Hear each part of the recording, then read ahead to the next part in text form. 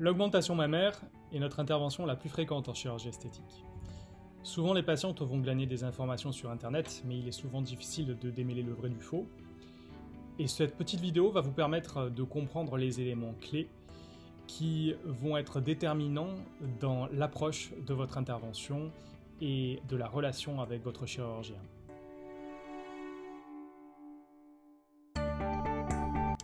La première consultation, c'est un moment très important dans votre parcours chirurgical. C'est là qu'il va falloir faire comprendre à votre chirurgien ce que vous souhaitez comme résultat.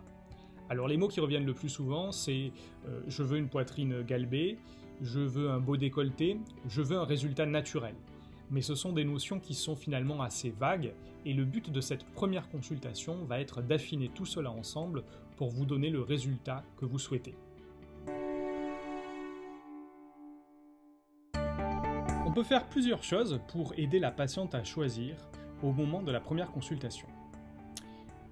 Le premier élément qu'on aborde ensemble, en général, ce sont des photographies de patientes qui ont déjà été opérées et qui vont permettre de déterminer ce que la patiente aime ou ce que la patiente n'aime pas, comme type de poitrine et comme volume.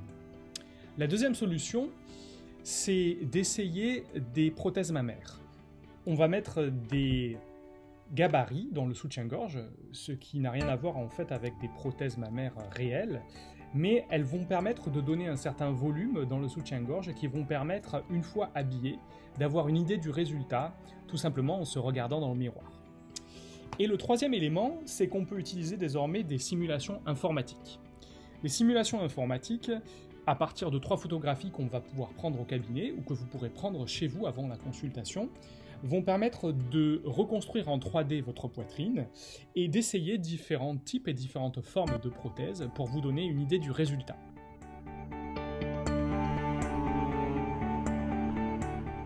Il existe bien sûr différents types de prothèses. On les distingue par leur contenu, par leur revêtement, par leur forme et par leur volume. Pour le contenu, les prothèses actuellement majoritairement posées sont en gel de silicone. Le gel de silicone donne un effet plus naturel et il est très bien toléré par l'organisme.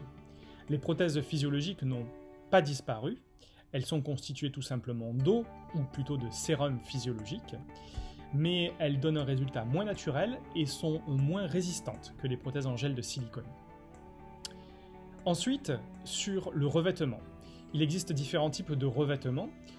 Le revêtement qui était très fréquent il y a quelques années est le revêtement macro-texturé. Ce sont des prothèses qui avaient un aspect très rugueux au toucher. Dorénavant, on pose plutôt des prothèses soit lisses, qui ont cet aspect-là, soit des prothèses nano ou micro-texturées, qui ont un revêtement qui se rapproche considérablement des prothèses lisses. Concernant la forme des implants, on peut distinguer 2 grands types de formes. Les prothèses rondes, qui sont les prothèses les plus classiques, ont une forme de beignet. Les prothèses anatomiques ont une forme de goutte. Elles sont réservées à certaines indications, notamment si la poitrine tombe légèrement, ou bien si elle a une forme particulière. Enfin, maintenant, on pose beaucoup de prothèses dites ergonomiques. Les prothèses ergonomiques finalement sont des prothèses rondes, mais le gel est beaucoup plus souple et va accompagner les mouvements de la patiente, et notamment en position debout, le gel va se positionner à la partie inférieure de la prothèse, ce qui va donner un résultat beaucoup plus naturel. Et puis le volume. Le volume des implants, c'est l'élément déterminant qui va donner le bonnet, c'est-à-dire le résultat à la patiente. On ne choisit pas le volume n'importe comment, il faut d'abord se baser sur la taille de la poitrine de la patiente, et ce qu'on appelle la base mammaire. Et ce qui va permettre de faire varier notre choix, c'est la projection. La projection, c'est le futur bonnet de la patiente. Et c'est ce qui va être calculé et déterminé ensemble au cours de la consultation préopératoire.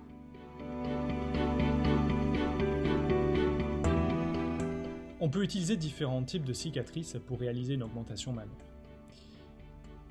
Principalement, en France et aux États-Unis, on utilise actuellement la cicatrice sous-mammaire. Cette cicatrice est située dans un pli naturel, sous le sein, le sillon sous-mammaire, et elle a l'avantage de très bien cicatriser. Deuxième type de cicatrice qu'on peut utiliser, c'est la cicatrice hémi-aréolaire inférieure.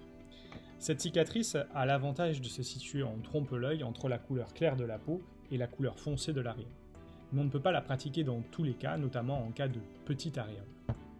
Troisième type de cicatrice, la cicatrice axillaire, qui se situe à la partie antérieure du creux axillaire. Bien sûr, elle a l'avantage de se situer en dehors de la poitrine de la patiente, mais elle ne peut pas être pratiquée dans tous les cas. Au total, c'est toujours une cicatrice qui est de petite taille, qui mesure à peu près 4 cm de longueur, et qui, la plupart du temps, s'estompe heureusement facilement avec le temps.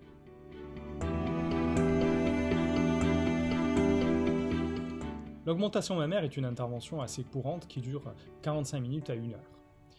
Elle se pratique le plus souvent en ambulatoire, c'est-à-dire qu'on rentre le matin et on sort le soir à la maison.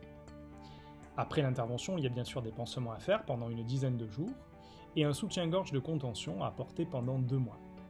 Le travail, quant à lui, peut être repris en fonction du travail que l'on pratique, environ 1 semaine à 10 jours après le geste chirurgical.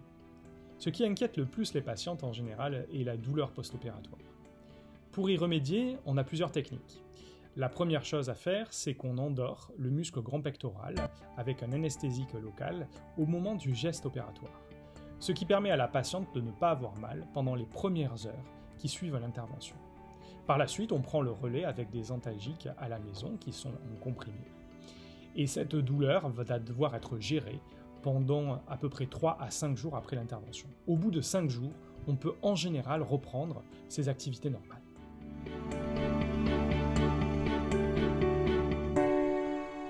Vous avez sans doute encore tout un tas de questions sur l'augmentation mammaire, et c'est normal. Vous pourrez les poser au cours de la première consultation puisque votre interlocuteur privilégié sera votre chirurgien tout au long de ce parcours chirurgical. Il vous remettra aussi une fiche d'information détaillée qui vous expliquera tous les tenants et les aboutissants de cette opération, et un devis que vous devrez étudier attentivement et retourner au bout de 15 jours, puisque c'est le délai médico-légal qui doit séparer la consultation et l'intervention chirurgicale.